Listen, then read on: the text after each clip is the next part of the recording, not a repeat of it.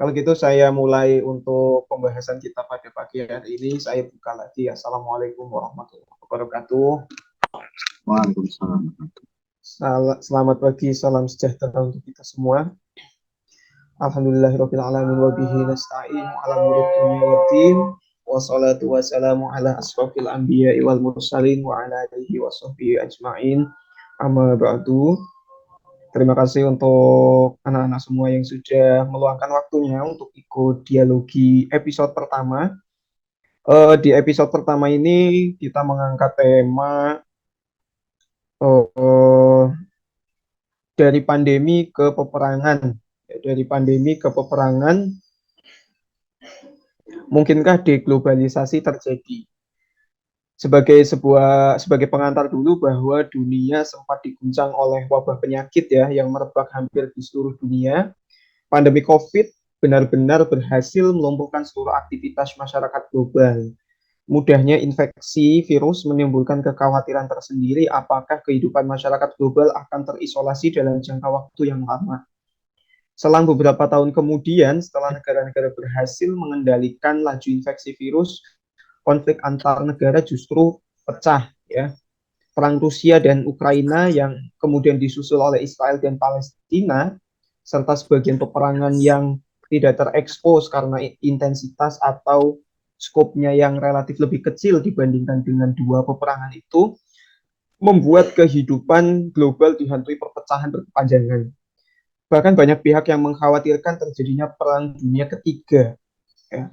Nah, berdasarkan dua peristiwa itu menarik ya untuk kita diskusikan dan untuk kita pertanyakan. Kira-kira apakah mungkin deglobalisasi terjadi kalau dunia sempat menghadapi pandemi dan peperangan? Ya. Dan pemantik kita pada pagi hari ini ada Akra Ramadhani Susanto dari 12.2 dan M. Fadel Arsya Yudatama dari 12.2. Ya, ini berarti battle satu suku ini. Dan nanti akan dimoderatori oleh saya sendiri.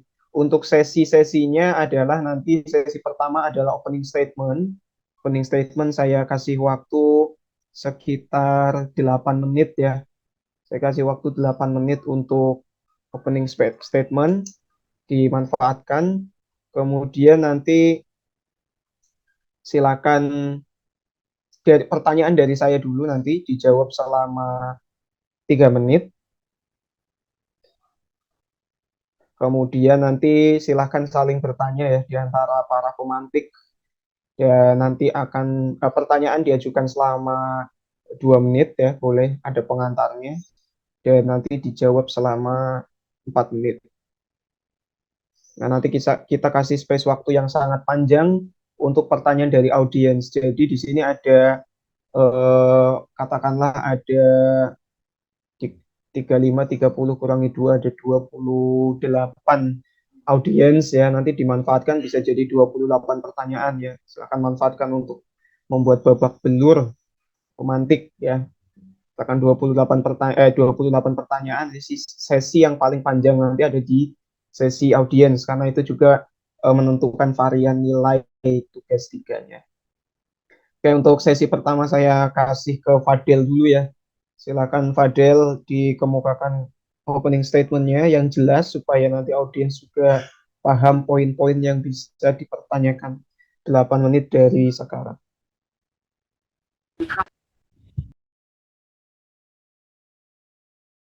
Baik, terima kasih kepada Pak Dimas selaku moderator kita pada hari ini, selaku inisiator juga yang agar terselenggaranya acara ini. Namun sebelum itu dari saya dan juga Kak punya something nih Pak. Eh, Sebelumnya kita mau ngucapin selamat Hari Guru buat Pak Dimas. Terima Selamat kasih hari sudah Guru. menjadi inisiator dan juga guru sosiologi yang sangat baik. Sukses selalu buat Bapak. Amin, amin. Oke, baik. Saya mulai. Bismillahirrahmanirrahim. Assalamualaikum warahmatullahi wabarakatuh.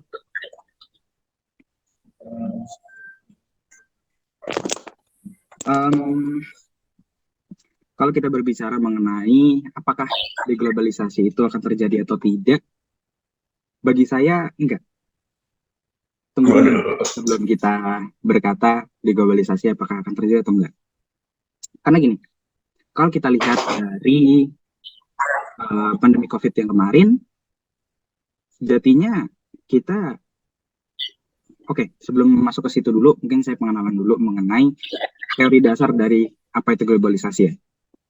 Globalisasi sendiri itu merupakan sebuah proses, kalau dia dianalogikan sebagai zat, itu adalah proses dari from solid to liquid, atau bisa jadi kalau kita tarik lebih lanjut menjadi into gases. Maksudnya gimana? Sebelumnya di fase solid, di situ kita perpindahan suatu barang atau suatu ide itu lebih susah untuk berpindah dari satu tempat ke tempat yang lainnya, atau lebih susah untuk disebarkan. Tapi di masa yang liquid itu lebih mudah karena sifatnya itu lebih cair, lebih bisa berpindah. Dan apalagi di era sekarang yang sudah lebih likuiditasnya lebih tinggi lagi, itu lebih mudah untuk tersebar lagi. Kalau kita tarik lagi ke masa pandemi kemarin, sebenarnya mungkin kita di awal akan mengira kayak, wah ini jangan-jangan akan terjadi isolasi penuh. Kita jadi kayak balik ke masa-masa Black Death, yang kita udah nggak bisa kemana-mana, kita nggak bisa ngapa-ngapain, ekonominya lumpuh, kemudian interaksi sosialnya bahkan hampir nggak ada, karena ya udah kita diem aja di rumah, kita mau ngapa-ngapain juga susah. Tapi di masa sekarang, dengan adanya teknologi, dukungan teknologi, apalagi dukungan teknologi informasi, hal itu sebenarnya nggak dimungkinkan lagi. Udah beda lagi nih. Karena apa? Peningkatan teknologi tersebut membantu kita untuk tetap menjaga koneksi antara kita dengan yang lainnya. Bahkan sekarang pun juga, kita di sini kan beda tempat nih.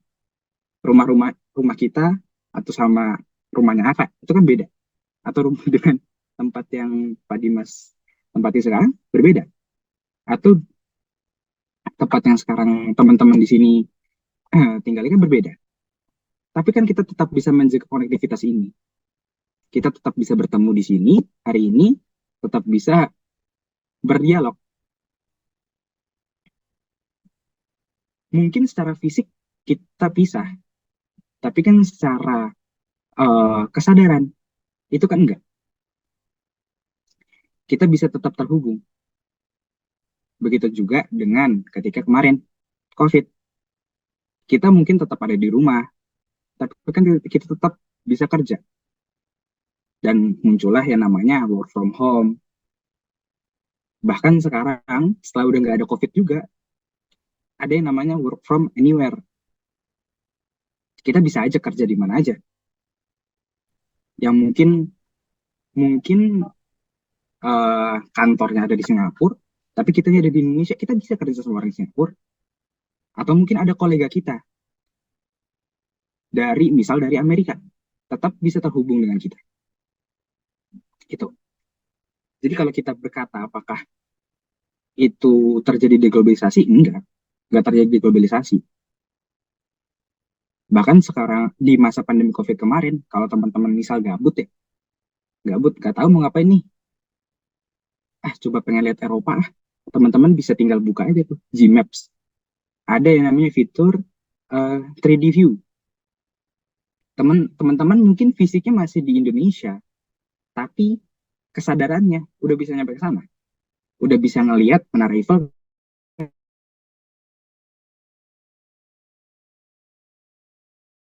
Sekarang belum dimungkinkan karena apa? Teknologinya belum ada. Tapi kalau bisa aja kan kita berpindah secara real time. Kita bisa lihat nih kondisinya secara real time. Yang bentuknya seperti apa kita belum tahu. Tapi hal itu dimungkinkan.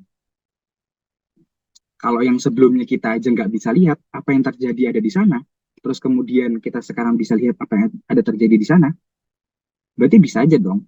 Kalau perkembangan teknologi itu semakin dikembangkan, bisa aja nanti kita secara real time bisa lihat nih, apa sih yang kejadian sekarang ada di Eropa mungkin, atau yang sekarang mungkin terjadi di Israel dan juga Palestina, bisa aja.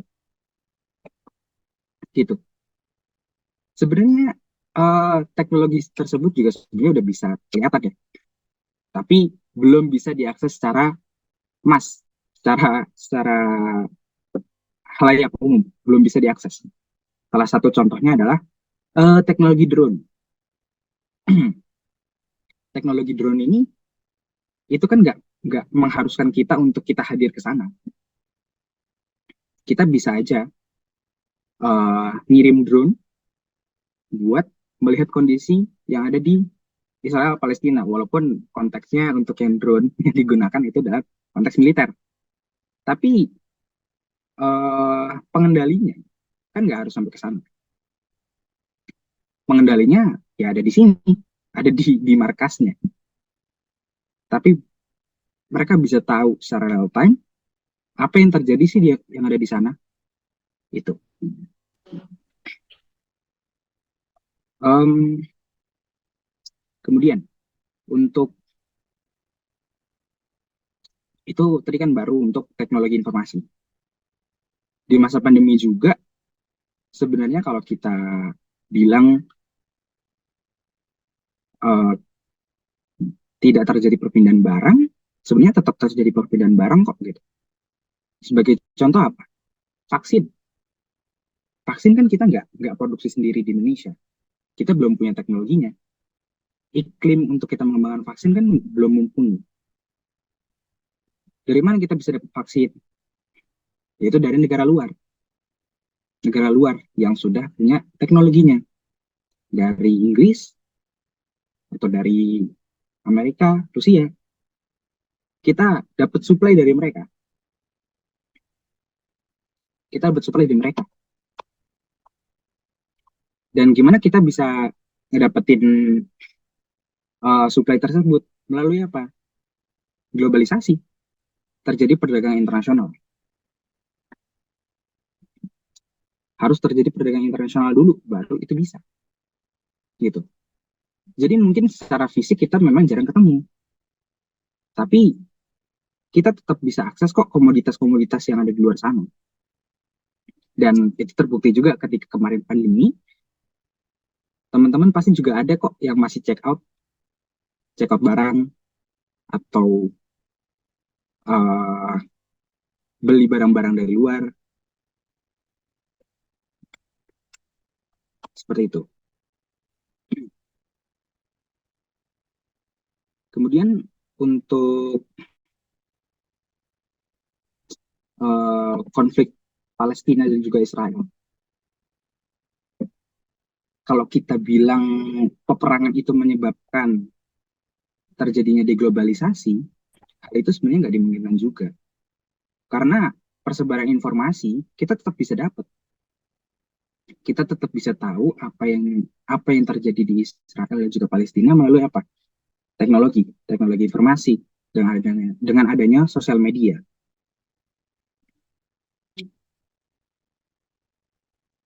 Dan kalau kita berkata juga bahwa deglobalisasi itu akan menutup seluruh akses kita terhadap negara yang sedang berperang,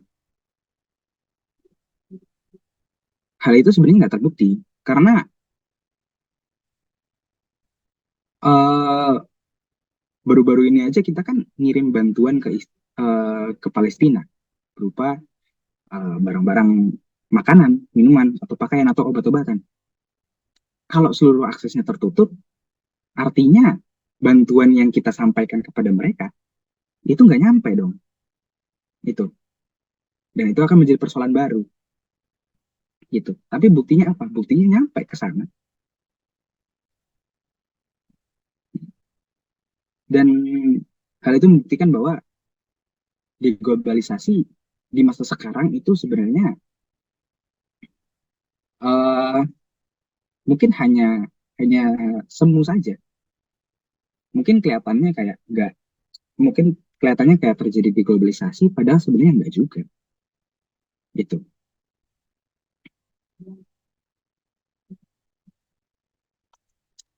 Dan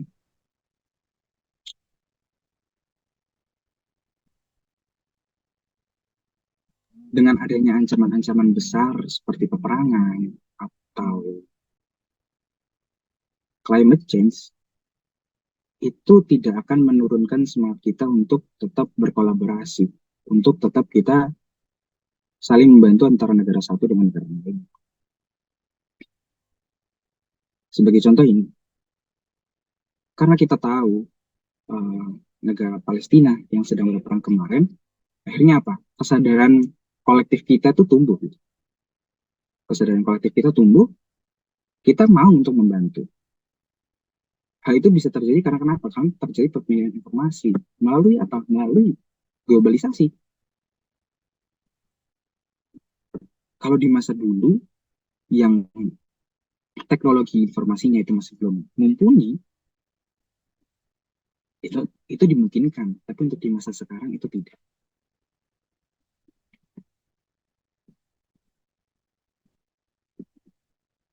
Mungkin itu saja yang bisa saya sampaikan. Oke, terima kasih Fadil. Eh, Silakan sekarang untuk Akra ya. Nah, tadi Fadil saya tambahin 2 menitan jadi 10. Jadi Akra juga jadi 10 menit. Silakan Akra bisa dimulai dari sekarang.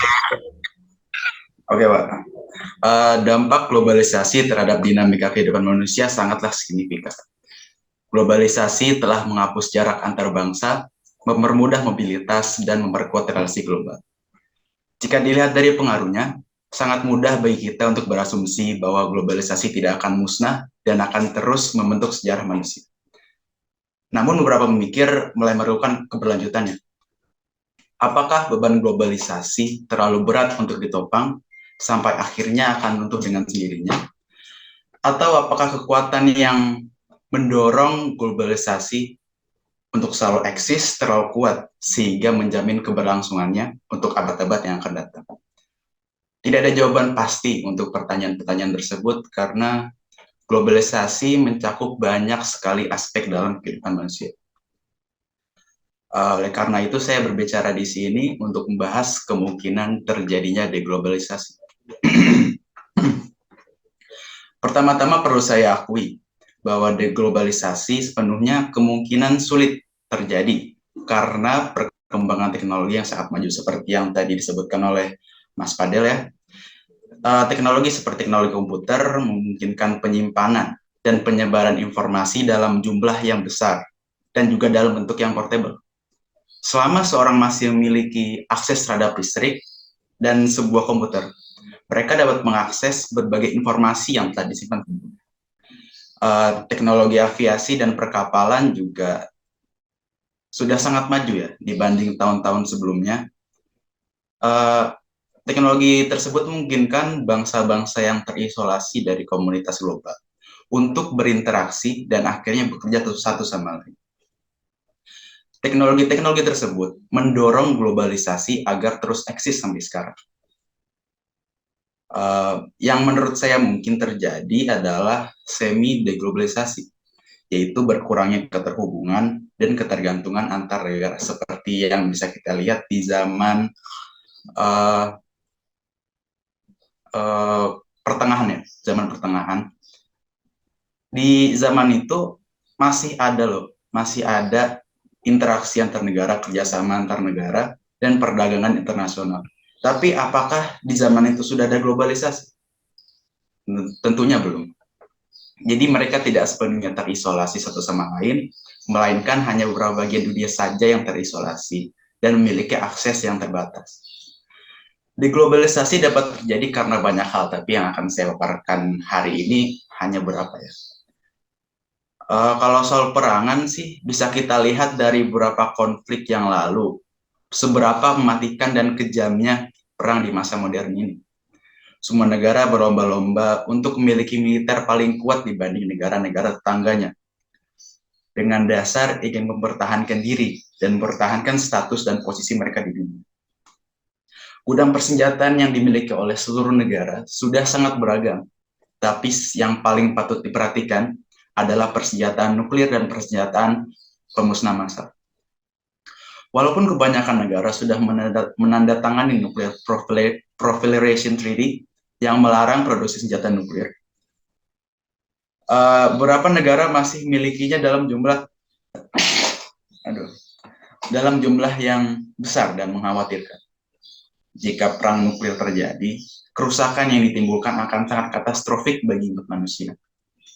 Mungkin karena konsekuensinya yang sangat amat buruk membuat negara-negara adidaya segan untuk menggunakannya. Namun, mereka tak akan ragu untuk menggunakan senjata pemusnah massal. Penggunaan senjata pemusnah massal dapat merusak infrastruktur penting yang diperlukan agar globalisasi dapat bekerja dengan mulus. Kerusakan seperti kerusakan kepada bangunan-bangunan seperti bandara, pelabuhan, dan gedung-gedung komersial yang diperlukan oleh lembaga-lembaga asing untuk beroperasi.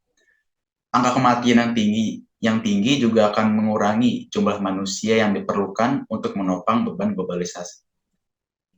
Juga kalau kita amati kondisi politik dunia saat ini, banyak sekali gerakan politik ekstrim yang bermunculan.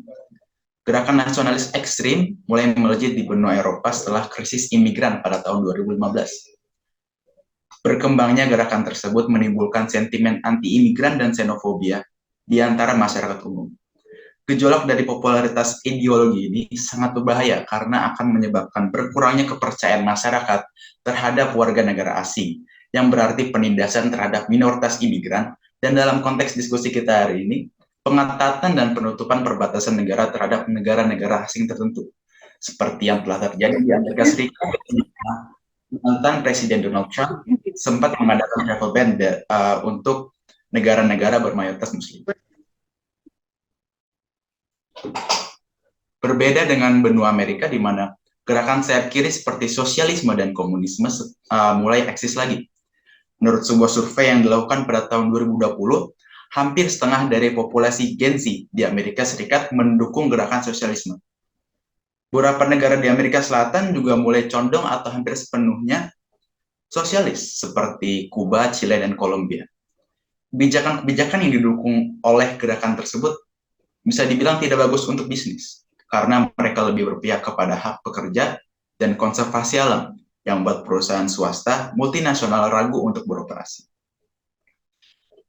Dan juga negara-negara sosialis dan sayap kiri juga agak ragu ya untuk melakukan perdagangan dan kerjasama dengan negara-negara barat.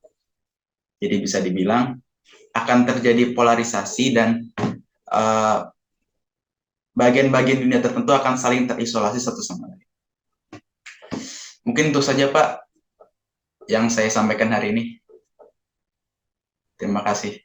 Oke, baik Pak. Terima kasih. Paparan yang sangat baik ya, dan sangat menarik dari Fadel dan Akra tadi. Kalau saya coba mereview ya, atau merangkum sedikit yang dipaparkan oleh Fadel dan Akra, supaya nanti audiens lebih mudah juga untuk bertanya atau mengambil poin. Dari Fadel tadi, klaimnya adalah deglobalisasi itu tidak mungkin terjadi ya, karena mengingat kembali ke konsep dasar atau prinsip dasar globalisasi, from solid to liquid or to gases, itu karena dunia sudah kadung gases dengan peningkatan teknologi, terutama teknologi informasi dan komunikasi. Sepertinya kok deglobalisasi nggak terjadi ya, karena perlu pemahaman yang tepat juga untuk memvonis satu situasi global ini dianggap sudah terdeglobalisasi gitu ya. Kalau dikatakan bahwa fisik kita terpisah tapi kesadaran kita terhubung, kan itu bukan deglobalisasi kalau kata Fadel tadi. Karena faktanya kita masih bisa terhubung gitu. Kita masih bisa mengetahui informasi dari satu sama lain. Sehingga poin utamanya Fadel tadi adalah digitalisasi ya, soal teknologi informasi dan komunikasi itu membuat dunia masih berada dalam situasi yang terkoneksi. Nah, kalau menurut Akra, deglobalisasi itu mungkin terjadi, ya, meskipun akrab batasi, bukan deglobalisasi yang absolut ya. Artinya benar-benar dunia itu terisolasi, tapi Akra mencatat ada gejala-gejala yang dia sebut sebagai semi deglobalisasi. Evidence yang dipaparkan Akra adalah yang pertama soal perkembangan teknologi persenjataan yang dikhawatirkan dapat memicu penggunaan senjata nuklir dan mungkin perang-perang yang lebih destruktif ya, atau bahasanya Akra nih jadi mirip Zizek, ada katastrofi gitu tadi. Jadi ada bencana luar biasa ya, ada semacam katastrofi yang menghantui warga dunia lewat perkembangan teknologi persenjataan. Dan evidence yang lain dari Akra adalah berkembangnya gerakan politik ekstrim terutama di Amerika dan Eropa lewat sentimen anti imigran ya, atau anti orang asing yang sering disebut sebagai xenofobia. Nah, xenofobia semacam ini memicu kemudian bangkitnya gerakan-gerakan politik sayap kiri yang ideologinya adalah sosialis komunis ya, sosialisme dan komunisme yang justru itu kalau kata Akra tadi membuat masing-masing negara yang berideologi semacam itu jadi mengisolasi diri karena tidak open terhadap pasar bebas, tidak open pada modal, tidak open pada perdagangan internasional. Kayak itu beberapa catatan yang sangat menarik dari dua pemantik ya. Kita masuk sesi berikutnya, yaitu pertanyaan dari saya. Saya mulai dari Fadel dulu.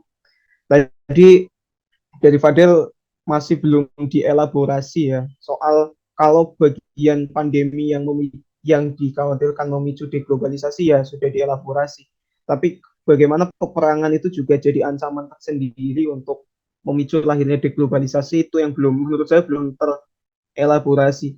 Sempat di akhir ya Fadil memaparkan bahwa peperangan tidak cukup menjadi bukti bahwa dunia terdeglobalisasi karena faktanya bantuan masih bisa dikirim. Itu kan jadi mirip sama pertanyaan pemantik pembelajaran kita, apakah globalisasi justru membuat hakikatnya peperangan dapat dicegah karena dunia saling terhubung gitu.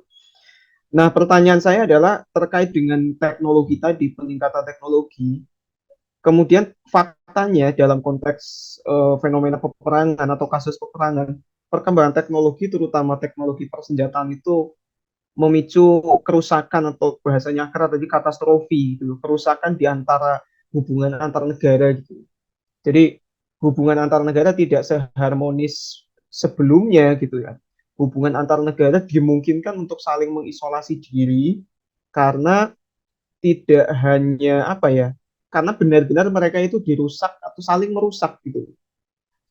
Saling merusak. Bagaimana Ukraina dirusak oleh Rusia dan bagaimana Palestina dirusak oleh Israel, kemudian Timur Tengah yang selalu rusak oleh karena ulahnya mereka sendiri gitu kan. Kemudian eh, Cina dan Taiwan yang mulai menghangat, kemudian konflik berbasis agama antara India dan Bangladesh itu yang juga menimbulkan banyak korban. Apakah itu tidak cukup menjadi semacam evidence bahwa gejala deglobalisasi ini mulai menguat? Silakan dijawab Fadil ya selama 5 menit. Silakan dimulai dari sekarang.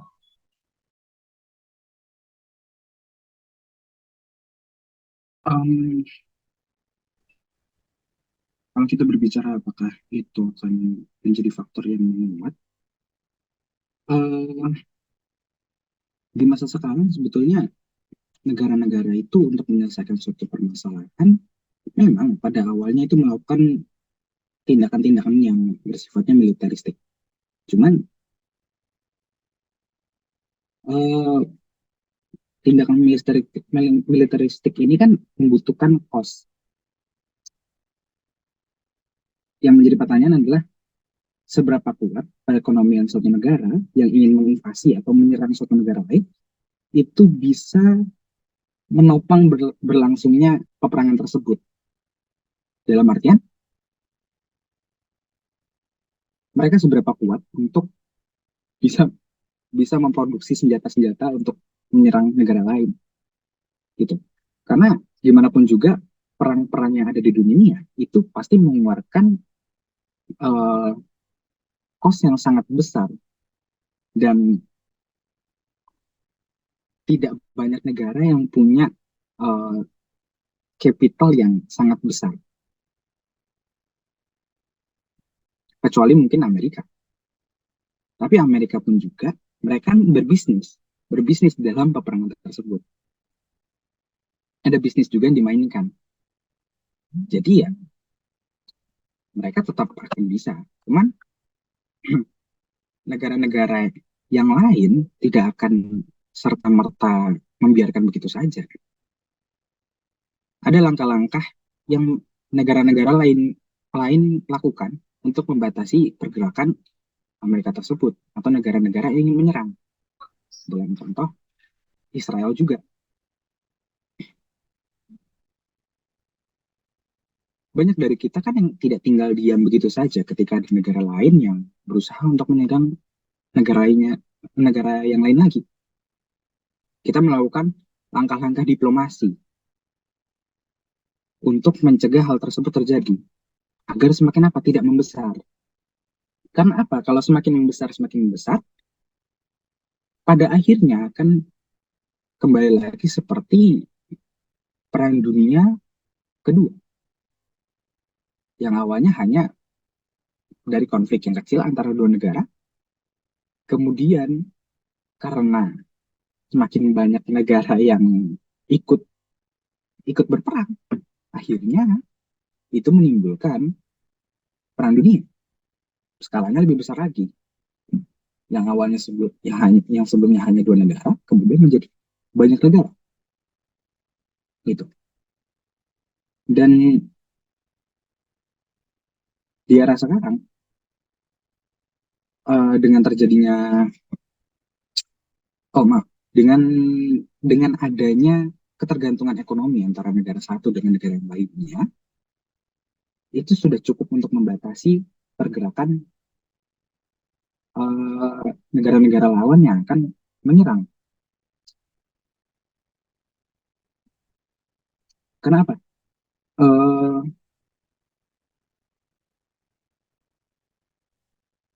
Tidak semua negara itu ingin berperang, dan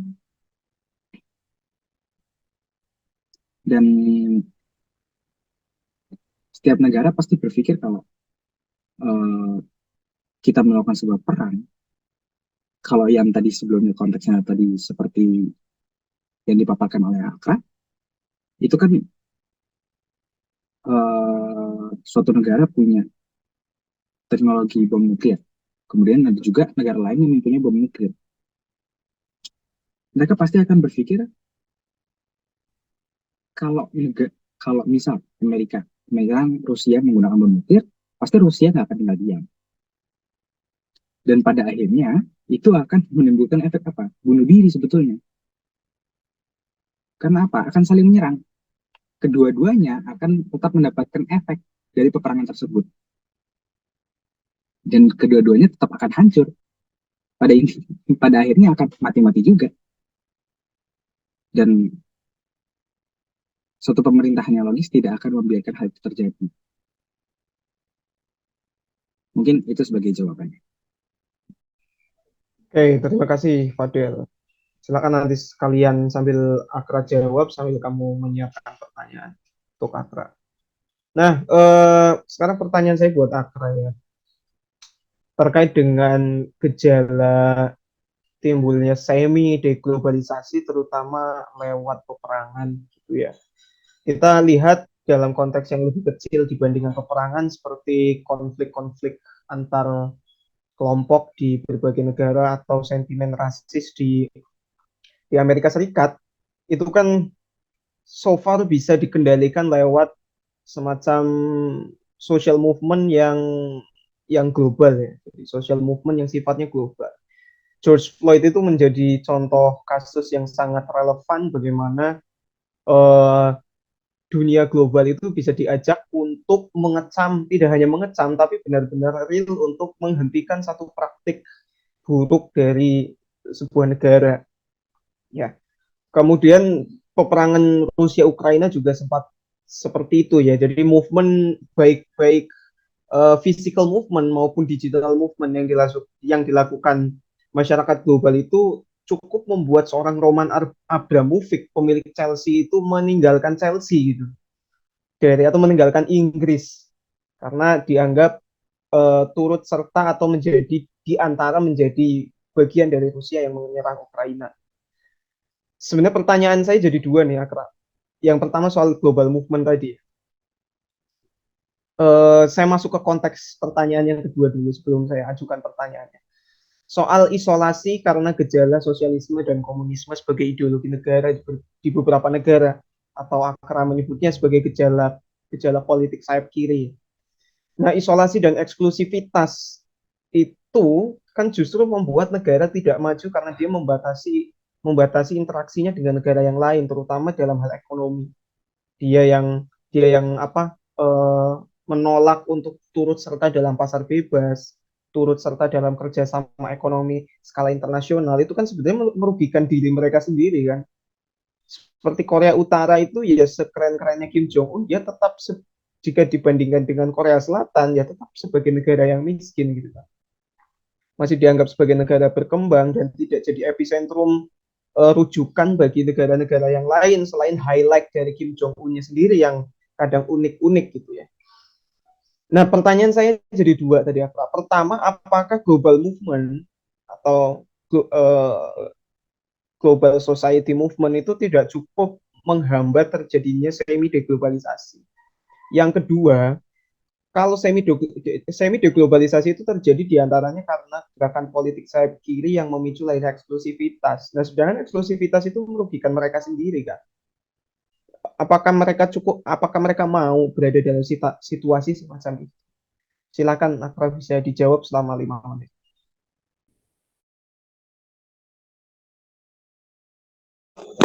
Baik, oke.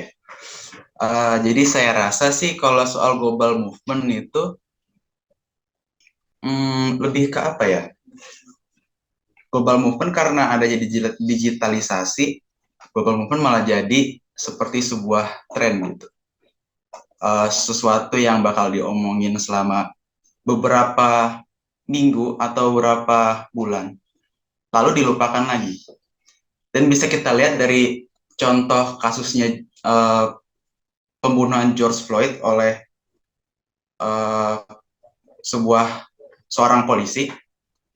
Penangkapannya aja pun itu perlu beberapa prosesnya agak lama gitu. Jadi kayak kalau bisa dibilang global movement itu saya rasa nggak terlalu efektif karena memang kuasa pemerintah yang sudah sangat kuat sampai-sampai melebihi daulat rakyat sendiri.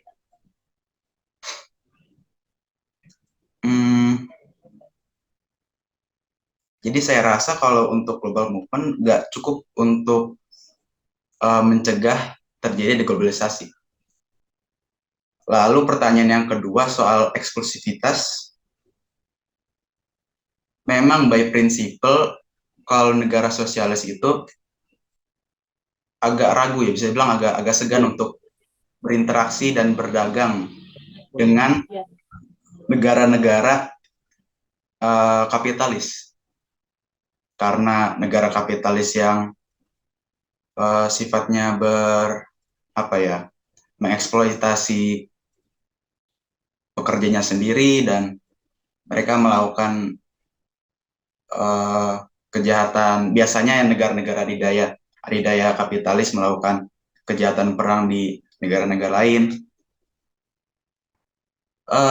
Bisa saja jika gerakan sayap kiri mulai bermunculan di banyak negara, mereka bisa bekerja sama dengan negara-negara sosialis yang lain. Itu namanya internasionalisme.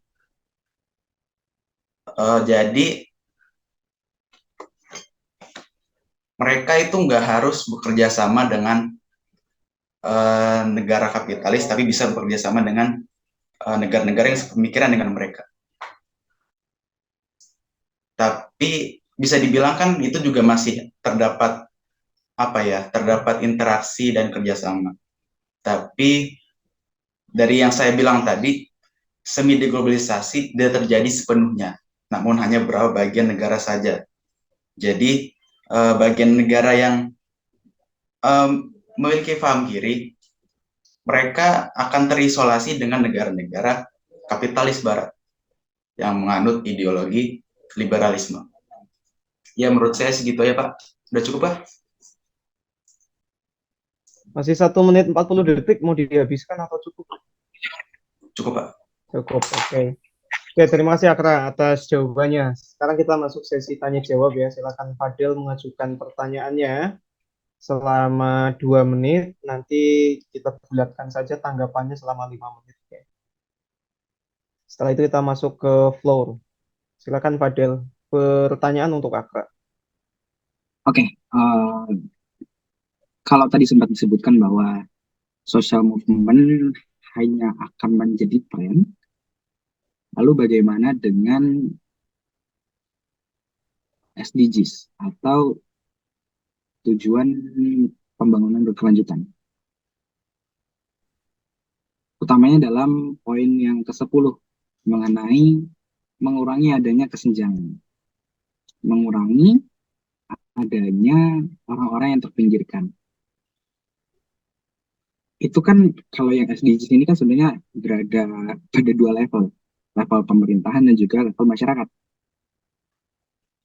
Mungkin kalau di masyarakat mungkin masih bisa menjadi tren saja, tapi sudah banyak juga kok teman-teman kita yang menjalankan SDGs juga, tapi itu bukan hanya menjadi sebuah tren saja, tapi menjadikan dam bisa memberikan dampak juga. Nah, untuk yang di level pemerintahan itu kan banyak juga pemerintahan yang sudah mulai menerapkan adanya SDGs itu, utamanya untuk yang poin ke-10 mengenai mengurangi adanya kesenjangan. Nah, bukankah ini eh, bisa menjadi counter terhadap pernyataan yang Aka sebutkan tadi? Mungkin itu sih untuk pertanyaannya. Terima Oke, kasih. terima kasih Fadil. Saya ulangi lagi ya. Kalau Akram menyebut social movement adalah tren, bagaimana dengan SDGs ya, Sustainable Development Goals.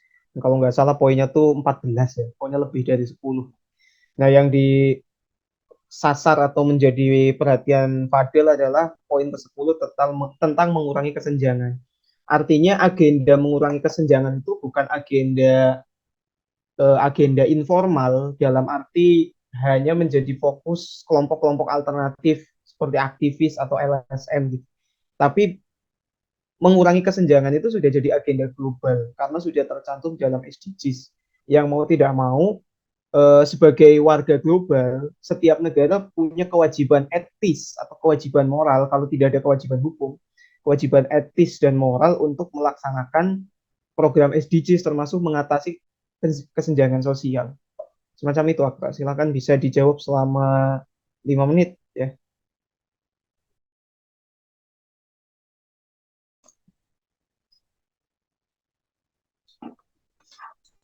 Uh, kalau kita lihat di beberapa negara di Eropa sekarang, banyak sekali yang masyarakat yang mulai memilih politikus-politikus yang memiliki paham ekstremis nasionalis gitu. Seperti baru saja di Belanda, mereka memilih presiden ya, mungkin presiden yang masih namanya yang memiliki yang mendukung adanya penutupan masjid dan kebebasan beragama. Ini bisa dibilang jadi apa ya? Jadi apa sih namanya? Jadi contoh misalnya kalau misalnya masyarakat udah mayoritas dari masyarakat udah milih suatu hal, udah berpikir suatu hal yang sama, mau ada SDGs atau apa, ya selama mereka punya sih namanya punya kuasa di pemerintahan dan suara paling banyak, apapun bisa terjadi karena emang dasarnya Eropa itu kan negara demokratis ya. Jadi bisa aja walaupun adanya SDGs atau apa, negara-negara mereka juga punya kepentingan sendiri dong. Mereka juga mungkin karena mereka yang pahamnya nasionalis ekstremis, mereka pengen menutup perbatasan mereka bakal melakukan penindasan terhadap minoritas. Ya itu emang udah jadi, mungkin lama-lama mungkin jadi budaya mereka gitu. Dan kalau soal tren sih, selama ini mungkin ya bisa saya akui ya, kalau dampaknya memang ada. Tapi karena kalau misalnya pemerintah yang sangat berkuasa nih, misalnya kayak di Amerika, udah berkehendak sesuatu, ya bisa dibilang mau masyarakat berpikir sesuatu, kalau mereka bukan mayoritas atau apa, ya nggak bakal ada dampak yang signifikan gitu. Karena mayoritas di Amerika, kan saya bilang tadi hampir setengah dari populasi Gen Z adalah mendukung gerakan sosialis. Tapi nggak sepenuhnya sosialis, cuma kayak 49% saja. Jadi bisa kita lihat kalau kebanyakan masyarakat Amerika Serikat masih menganut ideologi nasionalis ekstremis. Nggak harus nasionalis ekstremis, tapi bisa konservatif atau liberalisme yang menentang sosialisme. Jadi mungkin walaupun ada global movement, kalau nggak sekuat kehendak mayoritas, nggak bakal terjadi kehendaknya. Mungkin sudah terjawab, Fadel. Silakan Fadil, ada yang mau ditanggapi atau saya kasih mengulang jawabannya Akra ya, nanti bisa ditanggapi selama 3 menit sama Fadil. Soal SDGs itu kata Akra menjadi tidak ada artinya kalau kemudian secara politik internasional muncul tren terhadap gerakan-gerakan politik nasionalis ekstremis ya. Nasionalis ekstremis buat teman-teman audiens yang tidak tahu itu ya model-model kayak Trump yang American First gitu loh. Jadi nasionalis tapi jadi anti negara yang lain gitu loh. Jadi agak chauvinis atau agak fasis dikit-dikit, tapi kalau fasis chauvinis itu emang udah ekstrim ya. Tapi ini bahasanya nasionalis ya, seperti American First, Make American Great Again, tapi anti terhadap imigran, anti terhadap kelompok-kelompok di luar kelompoknya sendiri. Dan evidence yang ditawarkan Akra adalah soal pemilihan bukan presiden kalau nggak salah itu anggota parlemen Belanda ya, yang Islamofobik juga anti-Islam yang kalau di BBC News itu disebut Donald Trump-nya Belanda. Nah, jadi memang secara internasional ada tren pemilihan eh, politik ya, gerakan politik yang lebih condong ke konservatif. Kalau bahkan yang liberal tuh udah geser ke ini, ke nasionalis ekstremis ya. Karena kalau yang liberal mungkin lebih lebih moderat, lebih lebih bisa diterima ketimbang yang nasionalis tapi ekstremis. Jadi SDGs nggak ada artinya, Del. Buat apa SDGs keren-keren 1 sampai 14 poin digagas untuk pembangunan berkelanjutan kalau memang publik global itu punya preferensi aliran politik yang berbeda, ya, termasuk sosialisme dan lain sebagainya. Silakan ditanggapi 3 menit ya. Tadi sebelum ke situ, tadi yang 49% tuh tidak tidak nasionalis ekstremis atau nasionalis ekstremis? Kan ditanggapi Akra. Yang 49% tadi itu yang menganut sosialisme. Jadi maksud saya itu nggak sepenuhnya sosialis, jadi kebanyakan masih condong ke konservatif atau nasionalis ekstremis atau liberalisme. Iya, berarti kan dalam pengambilan keputusan itu kan diambil yang dominannya ya.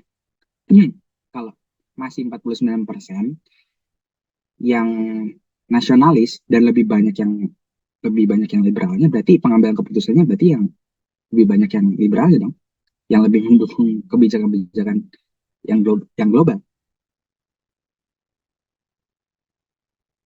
Berarti kan tidak membuktikan bahwa mereka murni kebijakan nasionalnya itu apa namanya, nasionalis ekstremis kan gitu.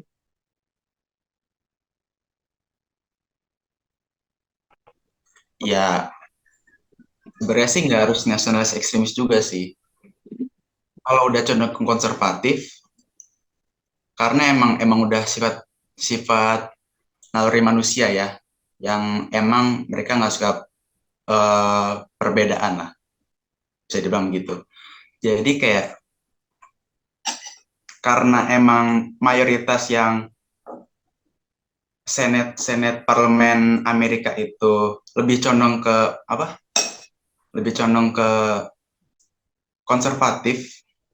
Kayak kemarin tuh apa ya namanya?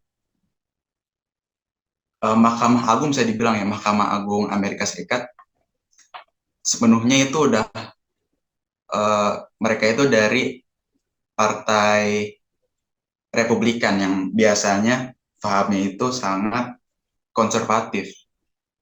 Jadi kalau misalnya di pemerintahannya kebanyakan konservatif ya karena kuasa mereka lebih kuat daripada rakyat di Amerika Serikat, ya bisa dibilang nggak ada gunanya sih SDGs itu. Kalau misalnya emang udah pemerintahannya udah kebanyakan kebanyakan dari aliran politik tertentu, global movement yang lain nggak bakal ngaruh kalau mereka punya kepentingan sendiri gitu. Ya, Oke, kita cukupkan ya. Silakan pertanyaan dari Akra, 2 menit untuk Fadil, dimulai dari sekarang.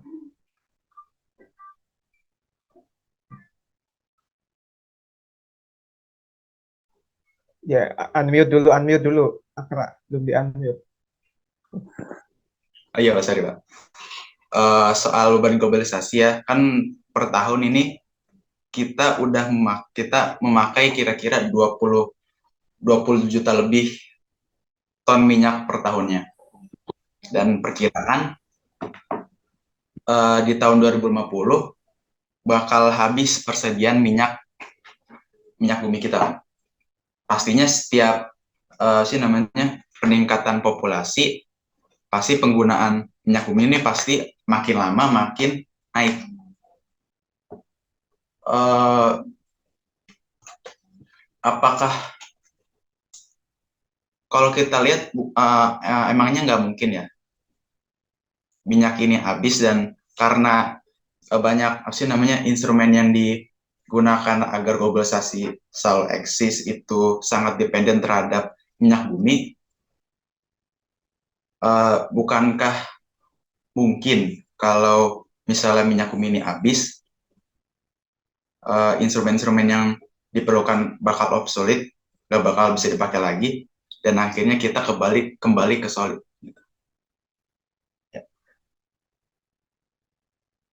Oke, terima kasih Akra. Saya ulangi pertanyaannya ya, Dele. Jadi Akra menyoroti tentang potensi tahun 2050 di mana persediaan minyak bumi bisa habis.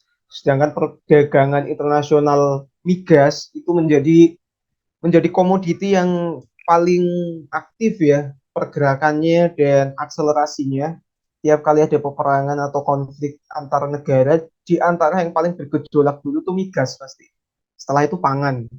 Kalau pasti migas dulu baru pangan.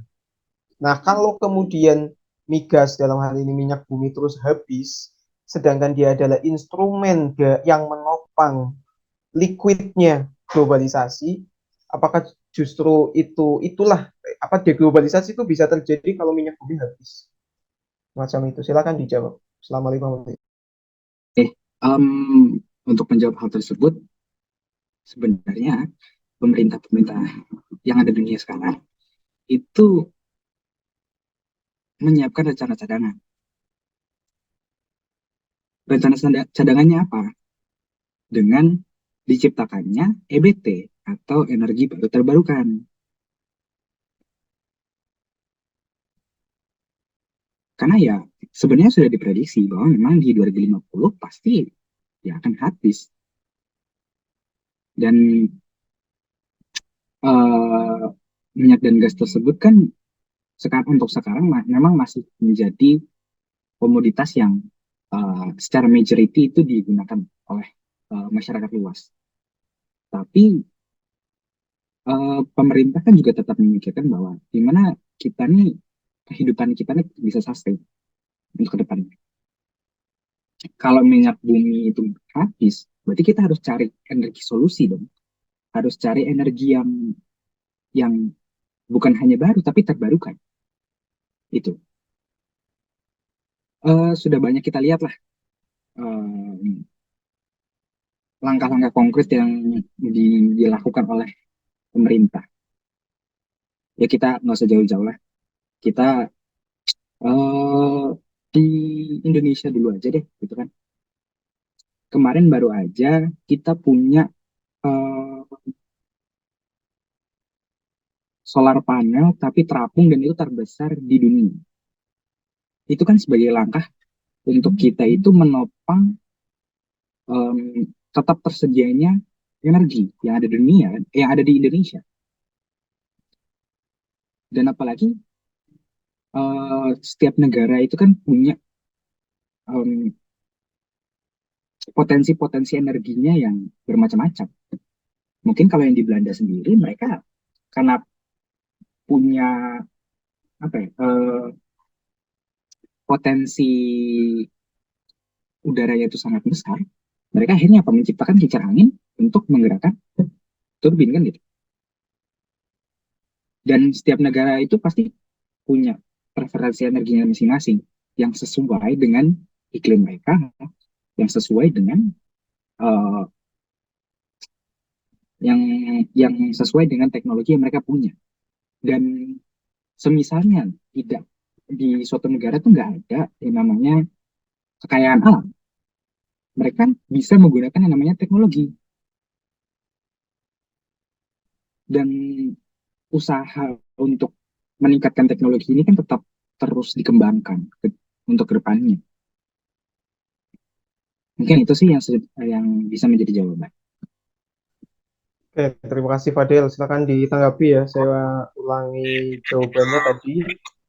Eh, kalau migas itu diprediksi habis dan dikhawatirkan akan menjadi pemicu deglobalisasi, Fadil jawab bahwa sekarang sudah mulai dikembangkan energi baru terbarukan, kan? Dan di antara yang digunakan sebagai evidence oleh Fadel adalah Indonesia yang mulai berbenah diri dengan pengembangan solar panel terapung terbesar di dunia ya.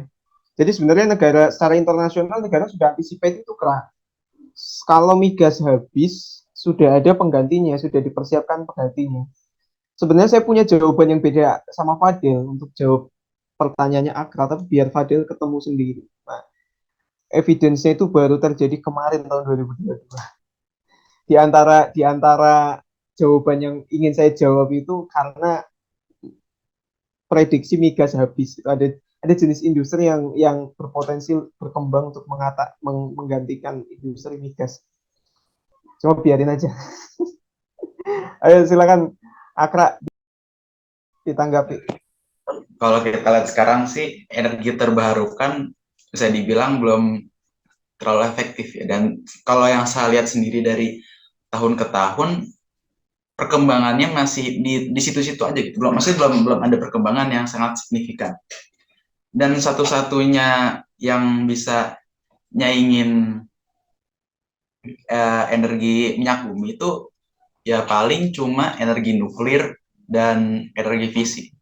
Tapi masalahnya energi nuklir itu kan menggunakan bahan bakar yang dibilang sangat sangat mahal ya. Dan maintenance-nya aja juga bisa dibilang mahal banget.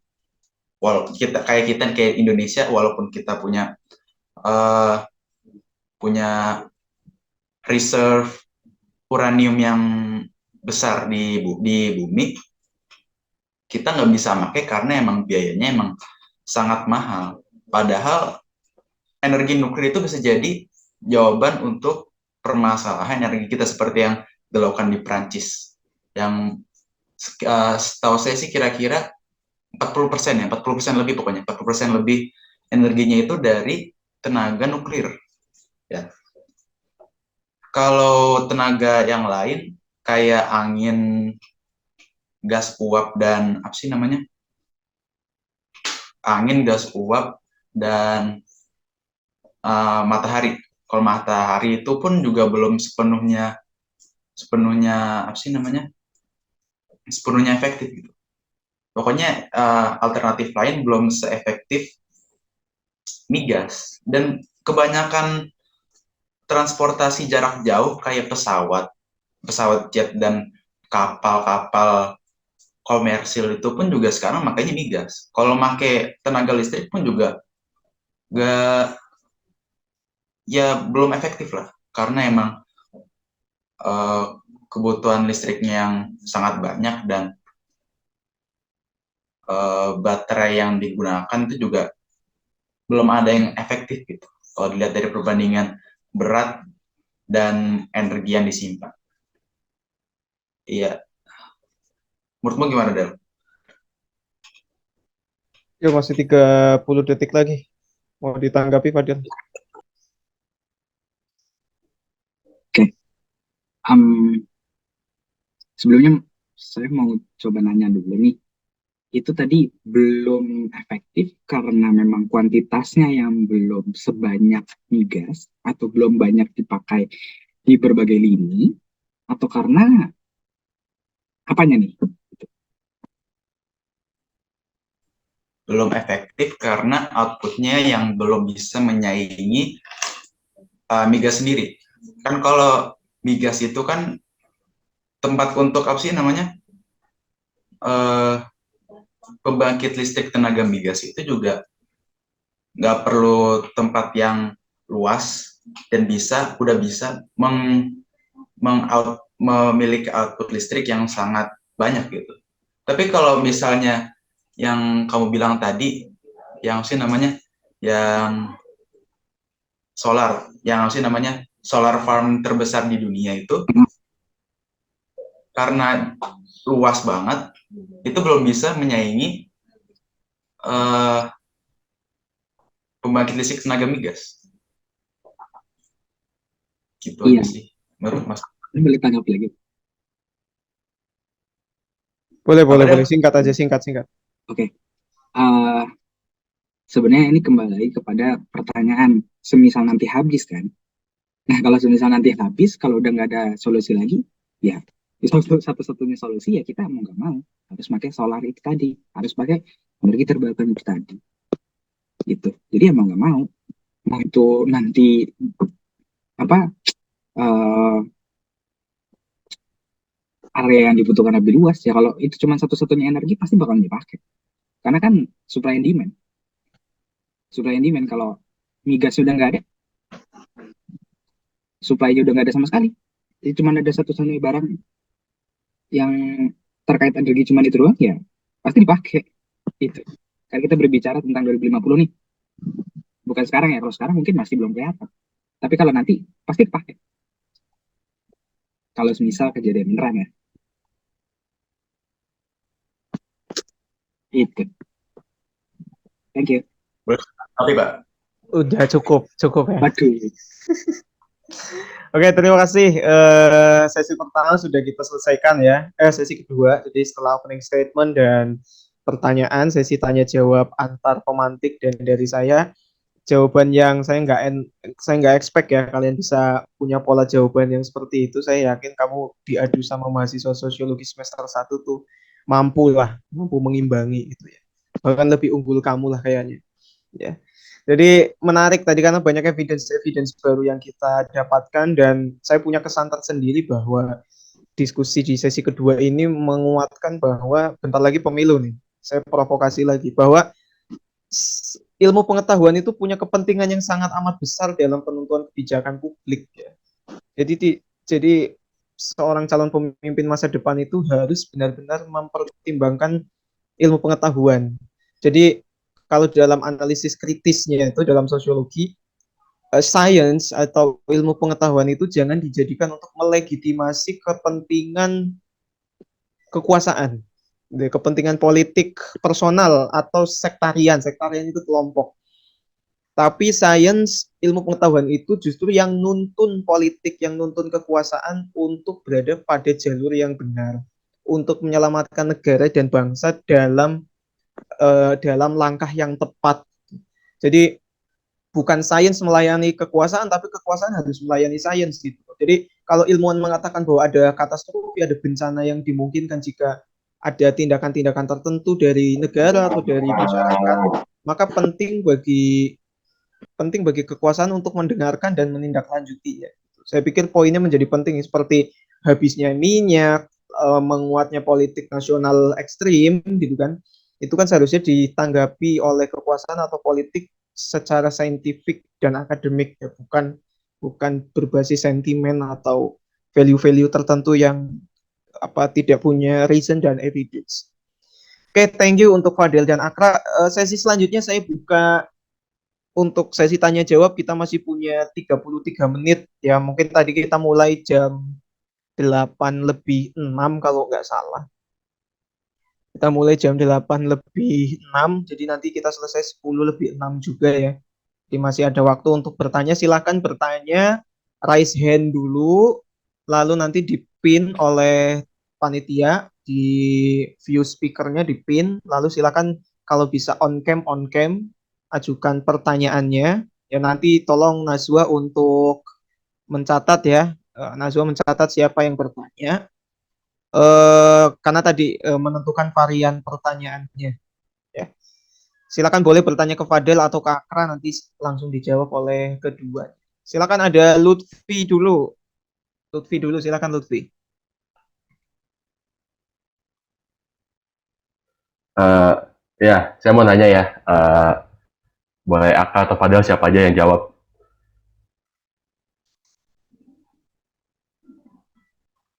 Pertanyaannya, apakah globalisasi memperburuk atau meredam rasisme di dunia? Oke, cukup Boleh Lutfi. stop. Lutfi udah cukup pertanyaannya? Udah Pak. Oke, silakan dijawab. Silakan yang mau jawab dulu siapa. Saya, Pak. Oke, silakan.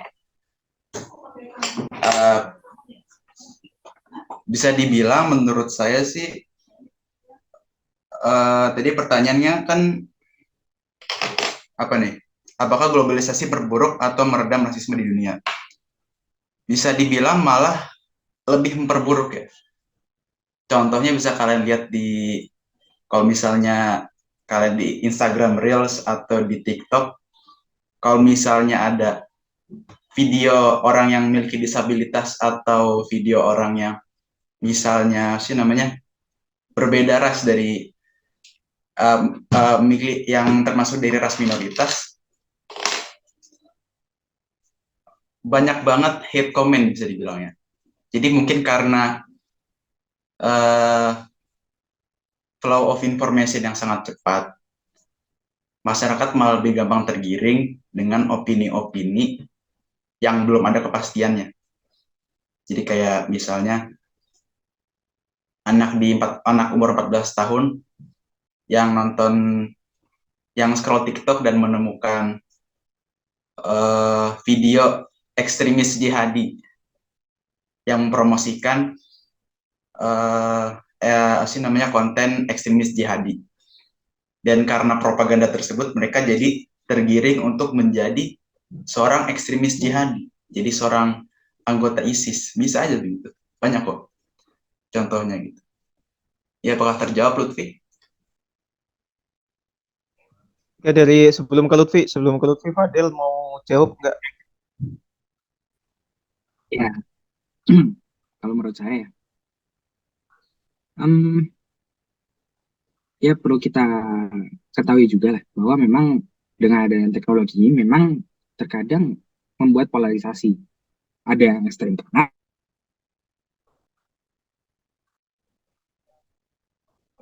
Nih, kuotanya habis nih, Fadel.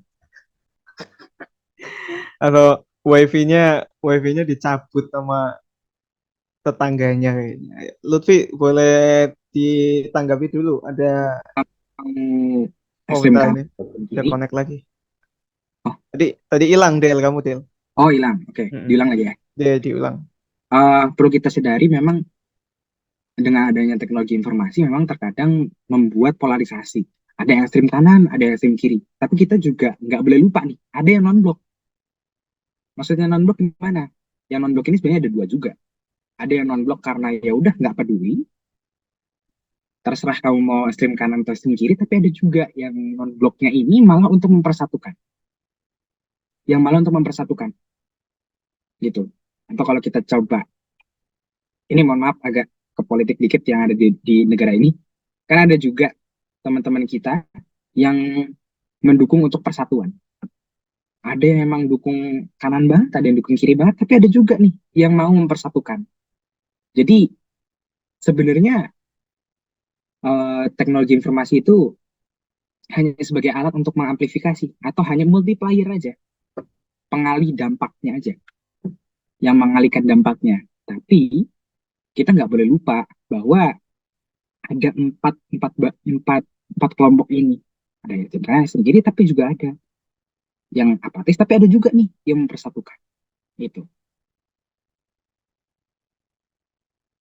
Oke, gimana Lutfi? Jadi eh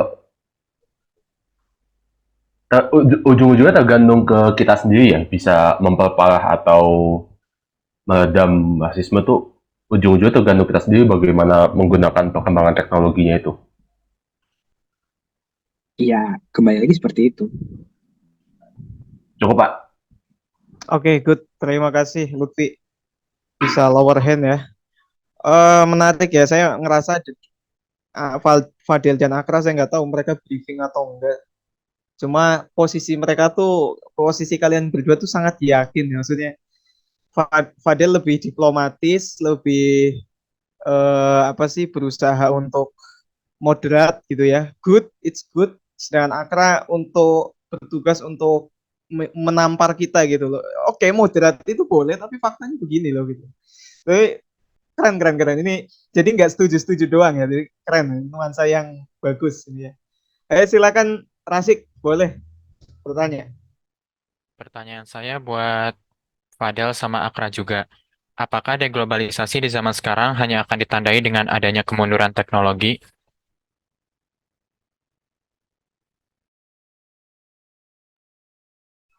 Oke, apakah deglobalisasi hanya ditandai dengan kemunduran teknologi, ataukah jangan-jangan kalian menemukan tanda-tanda yang lain selain kemunduran teknologi? Boleh saya jawab, Pak?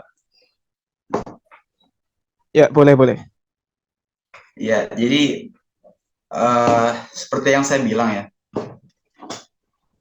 di awal tadi, semi deglobalisasi itu berkurangnya keterhubungan dan ketergantungan antar negara. Jadi nggak harus ada pemunduran teknologi karena teknologi emang sifatnya selalu maju gitu. Karena emang manusia yang gairah manusia untuk selalu ingin maju. Jadi menurut saya emang agak kurang memungkinkan kalau kemunduran teknologi bakal terjadi, tapi deglobalisasi dapat terjadi kalau adanya isolasi antar negara. Jadi ada pembatasan dari interaksi dan perdagangan itu bisa saya bilang sudah bisa disebut deglobalisasi. Terima kasih. Oke, boleh Fadil. Oke, ya saya tadi juga setuju dengan statement Akra bahwa teknologi hakikatnya memang akan terus maju. Dan perlu kita sadari juga bahwa kalau kita melihat dalam kaca struktural fungsional, teknologi kan sebenarnya udah menjadi bagian dari kehidupan kita. Dan karena sudah terlalu melekat dengan kita, karena kita udah terbiasa dengan adanya teknologi, dengan adanya handphone, dengan adanya berbagai macam teknologi. Kita nggak mungkin secara serta-merta, tiba-tiba dihilangin aja. Kolaps yang ada. Struktur sosial kita bisa-bisa kolaps. Kenapa? Karena kita udah terbiasa dengan itu, udah melekat dengan kita, gitu. Dan pasti karena apa namanya? Karena kita nggak mau nih tiba-tiba kita kolaps, tiba-tiba kita balik lagi ke solid, kita pasti ada upaya untuk tetap menjaga teknologi tetap ada. Dan sebenarnya teknologi sendiri kan sudah apa namanya ada di berbagai lini lah, ada di berbagai industri. Kalau tiba-tiba itu hilang, semuanya hilang. Ya apa namanya? Ya akan terjadi kemungkinan bahwa nggak ada lagi namanya apa namanya ekspor impor, nggak akan ada lagi namanya persebaran informasi. Ada, tapi kan hanya bersifat lokal aja kalau informasi ya. Itu. Oke, gimana Rasik? Sudah cukup? Cukup, Pak. Oke, good. Terima kasih Rasik. Sama-sama. Silakan Alisa. Ya, Pak. Oke. Mungkin pertanyaan ini mungkin lebih ke Fadel ya. Kan sebelumnya saya juga sempat sedang cari mengenai ciri dari deglobalisasi. Terus deglobalisasi itu tuh dapat dikatakan terjadi jika dengan mundurnya integrasi ekonomi global serta meningkatnya kebijakan proteksionisme. Nah, dengan ciri tersebut, bukankah seluruh dunia telah mengalami hal tersebut akibat dari pandemi COVID-19? Lalu mengapa tidak dikatakan bahwa dunia tetap ada terjadi deglobalisasi walaupun mungkin tidak sepenuhnya? Boleh. Oke, silakan Fadel dijawab. Ini boleh dijelasin tadi tentang apa? Proteksionisme. Iya, mungkin kayak lebih aturan lebih ketat dan lain-lain gitu. Aturannya lebih ketat dalam hal Kayak waktu pandemi COVID-19 kan ada pembatasan negara, tidak terjadinya kontak sosial, dan hubungan manusia itu terbatas, nggak bisa dengan bertemu secara langsung. tadi yang Bisa pertama mungkin sama gini, satu lagi. bisa diandaikan lagi kalau pandemi terjadi itu kan terjadi apa proteksi tertentu termasuk proteksi ekonomi ya. Apakah kalau situasi pandeminya mirip-mirip seperti COVID kemarin, apakah globalisasi tetap masih terjadi meskipun terjadi proteksi? Kalau untuk yang proteksionisme tadi sebenarnya sudah sempat saya jelaskan juga tadi di awal bahwa oke, mungkin untuk yang kontak sosial yang berupanya fisik ya itu kan memang nggak ada, tapi kan ada juga yang bersifatnya eh, digital, itu kan tetap terjadi gitu, tetap apa namanya perekonomian tetap berjalan kan, walaupun memang dalam bentuknya apa digital, dalam bentuk yang baru, bukan hanya pasar pasar yang seperti biasanya gitu.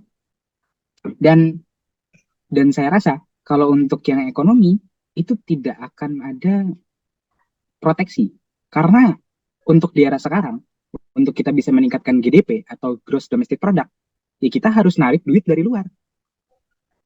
Gimana cara kita buat narik duit dari luar supaya ekonomi kita bisa bertumbuh? Caranya adalah dengan apa? Dengan melakukan perdagangan internasional. Kita ngelakuin ekspor ke negara A, ke negara B, gitu. Dan kembali ke hakikat teknologi tadi itu ya, dan hakikat dari kemajuan suatu negara. Pasti setiap negara pasti pengen maju, pengen ekonominya bertumbuh. Kita nggak mau dong, cuman ya udah perekonomian kita gini-gini aja, nggak mau dong, gitu.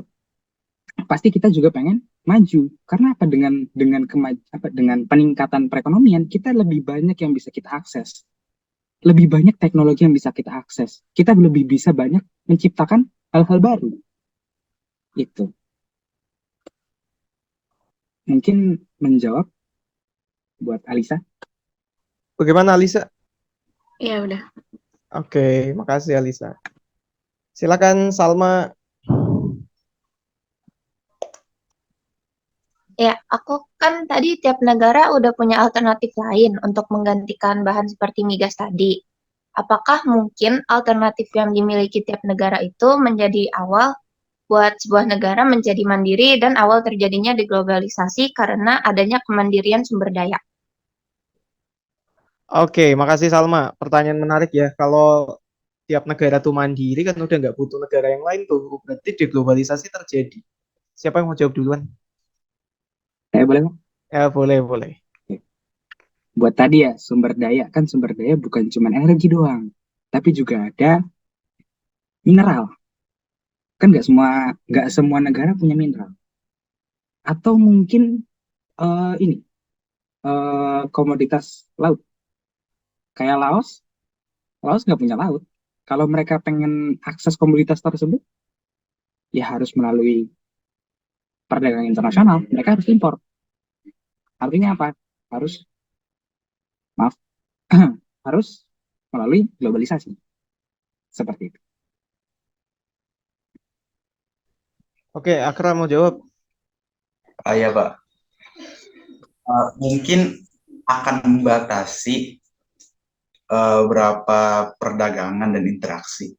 Tapi menurut saya itu nggak bakal sepenuhnya nggak bakal sampai terjadi deglobalisasi gitu. Karena emang masyarakat sekarang yang condong ke liberal, mereka punya budaya yang konsumtif konsumtif gitu. Dan saya yakin pasti kalian semua nggak mau udah nggak bisa lagi belanja barang-barang impor kayak skincare, kayak sih namanya konsol PS gitu. Ya karena emang masyarakat sekarang yang budayanya konsumtif, hanya karena kemandirian tersebut itu nggak bakal terjadi deglobalisasi gitu Pak. Oke, bagaimana Salma? Oke, udah cukup. Makasih. Oke, makasih Salma. Oke, sambil tunggu yang lain ya, yang mau bertanya silakan bisa raise hand. Lalu nanti silakan teman-teman panitia untuk pin ya. Kalau ada yang bertanya bisa on cam supaya lebih interaktif. Sambil menunggu pertanyaan yang lain, saya mau semacam menegaskan lagi ya bahwa diskusi kita ini mungkin tidak memastikan bahwa deglobalisasi itu terjadi secara absolut gitu ya. Absolut tuh ya benar-benar back to solid, very solid gitu kan. Karena kadang kita kesulitan juga untuk mendudukkan metafora solid, liquid, dan gas gitu loh. Karena di bukunya Ritzer itu juga sama. Ketika ya boleh Fadil. Nah, sambil nunggu Fadil ke toilet, saya isi dulu. Karena kita sulit mendudukkan ya, misalnya metafora kalau Ritzer itu menjelaskan di bukunya itu yang globalization of basic text, prinsip from heavy to light or to weightless itu juga sulit untuk membuktikan bahwa era globalisasi ini memang akses entah barang entah informasi itu benar-benar light atau weightless gitu, karena memang masih ada komoditas-komoditas yang heavy gitu, ada mobilitas yang bersifat heavy gitu. Misalnya mobilitas orang menggunakan pesawat itu kan masih berat ya, masih heavy. Kalau suatu hari orang itu tidak harus ya dalam penjelasan penggunaan teknologi pesawat heavy, tapi kalau dalam penjelasan informasi atau paparan mengenai bahwa kesadaran kita bisa saling terhubung tanpa fisik kita berpindah, ya berarti sudah weightless gitu. Berarti ada heavy dan ada weightless dalam satu ruang dan waktu yang sama gitu loh. Sehingga mengasumsikan deglobalisasi itu juga tidak bisa kaku banget. Makanya akrab pakai istilah semi deglobalisasi kan. Karena kita kesulitan juga. Ini situasinya memang benar-benar deglobalisasi, orang sudah tidak saling berhubung, atau hanya gejala-gejalanya saja, atau deglobalisasinya hanya melibatkan region-region tertentu, jadi wilayah-wilayah tertentu. Dan mengasumsikan dunia yang sudah terglobalisasi itu juga tidak mengandaikan bahwa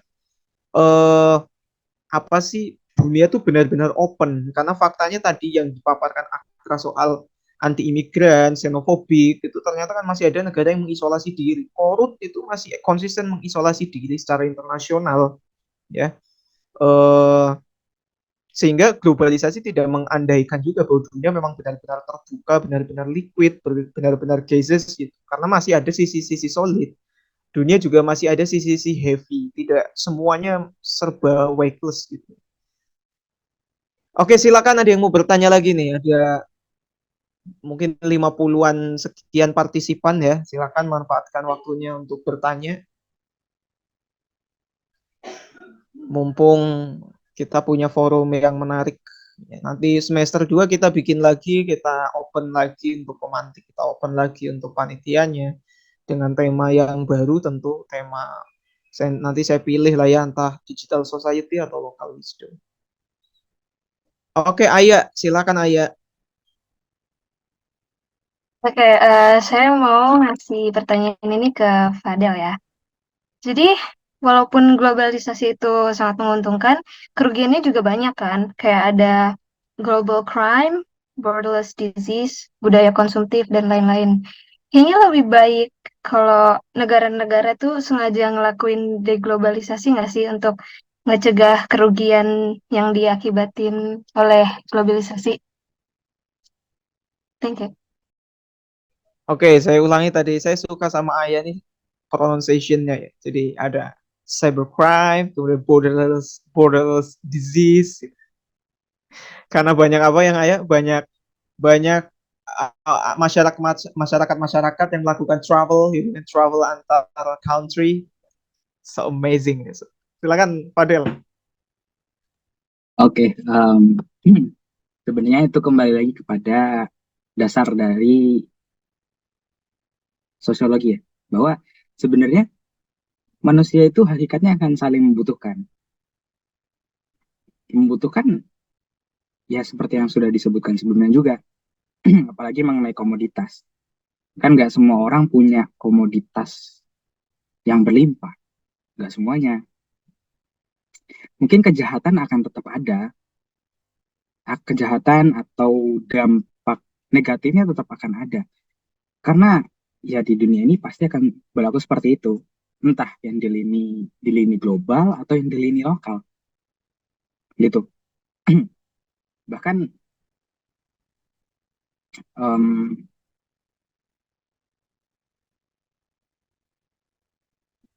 segala sesuatunya pasti bakalan ada sisi positif dan juga negatif. Gitu.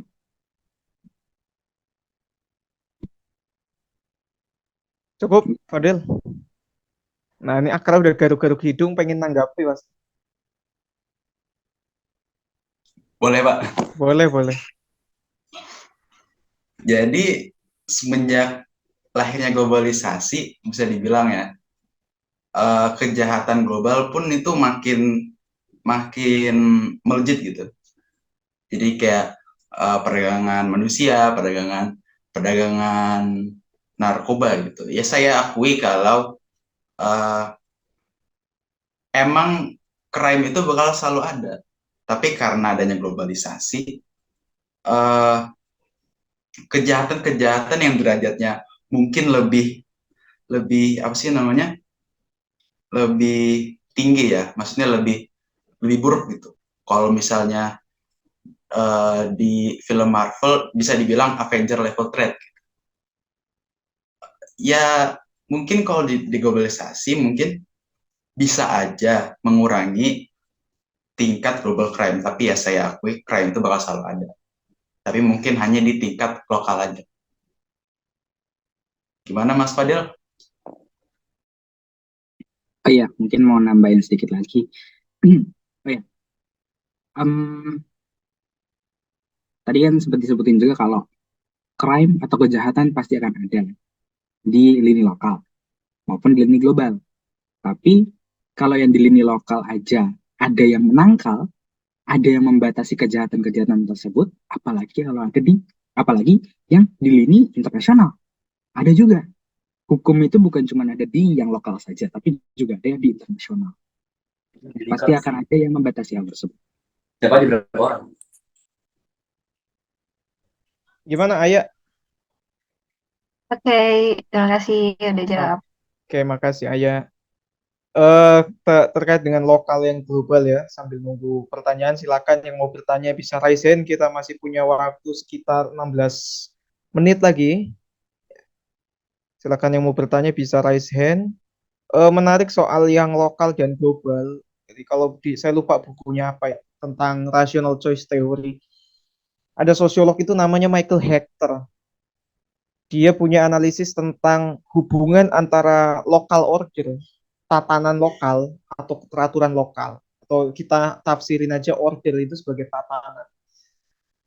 Local order dan global order itu punya hubungan. Jadi local order dan global order itu punya hubungan yang dialektis, saling memengaruhi. Jadi kalau mau mengandaikan dunia global itu baik atau tertata atau teratur atau pakai bahasa struktural fungsional itu terjadi equilibrium, keseimbangan, itu dimulai dari lokal ordernya juga. Jadi tatanan lokal, ini bahasa teoretik konseptualnya begini. Tatanan lokal itu menentukan nasib tatanan global, ya. Dan tatanan global, bentuk tatanan global itu dimulai dari tatanan lokal gitu. Jadi hubungan antara yang lokal dan yang global itu dialektis. Nah, konkretnya seperti apa, Pak? Konkretnya itu berarti kalau kamu mau menciptakan ketertiban dunia, kamu bisa mulai dengan tertib di sekolah. Nah, ini pesan-pesan tatibnya masuk ya. Jadi kenapa kamu harus belajar mematuhi peraturan di sekolah? Karena habit yang kamu bangun dengan latihan menaati aturan itu punya nasib terhadap ketertiban antara Pakistan dan India. Kamu bisa cari penjelasannya dari mana nasib tatanan India dan Pakistan ditentukan oleh perilaku kamu di sekolah gitu, karena kamu bagian dari warga dunia gitu ya. Makanya kalau Hector itu agak pakai contohnya agak ekstrim ya. Jadi kenapa di beberapa negara entah Eropa, Amerika atau Amerika Latin misalnya, itu relatif dalam beberapa momen adanya gangster itu, gangster vigilante atau kartel kalau di Amerika Latin itu nggak selalu ya, tapi dalam beberapa momen itu tidak tidak mengganggu kehidupan warga gitu. Jadi adapun pembunuhan di Amerika Latin karena kartel narkoba itu yang saling bunuh-bunuhan di antara mereka aja, tapi nggak membunuh warga sipil gitu loh. Persis teorinya Hector itu tentang global dan local order itu mirip kayak preman pensiun. Jadi yang konflik itu kan di antara preman, jambret, copet, yang rebutan sama bisnis di jalanan. Tapi mereka-mereka ini di antara para kriminal ini, mereka tidak mengusik kehidupan masyarakat sipil, justru membantu masyarakat sipil. Jadi kalau masyarakat sipil tidak dibantu lewat lewat dibukanya tempat berjualan di pinggir jalan, justru struktur sosial bisa disorder karena terjadi pengangguran dan kemiskinan misalnya. Melalui kelompok-kelompok kriminal ini justru mereka yang membuat kehidupan sosial jadi order. Ini agak kontroversial tapi kata Hector faktanya itu terjadi dalam beberapa kasus dalam konteks teorinya Hector, dan bisa kita lihat lewat sangat baik dengan sitkom preman pensiun ya, bahwa tatanan keteraturan sosial itu bisa ditunjang oleh kelompok-kelompok yang kita anggap sebagai kriminal, kelompok-kelompok yang kita anggap bisa memicu lahirnya disorder gitu. Disorder yang diciptakan oleh kelompok-kelompok kriminal itu hanya di antara mereka sendiri yang saling rebutan bisnis gitu ya. Nah, inilah kenapa sosiologi itu meminta kita untuk tidak judgement baik dan buruk sebelum mengetahui data empirisnya. Karena jangan-jangan tadi kelompok kriminal itu dalam beberapa kasus justru punya andil terhadap kelangsungan masyarakat. Ya, meskipun seperti itu, aktivitas kelompok kriminal yang dianggap semacam Robin Hood itu dikritik sama disertasi dosen saya di Australia itu tentang lokal strongman, orang kuat lokal gitu ya.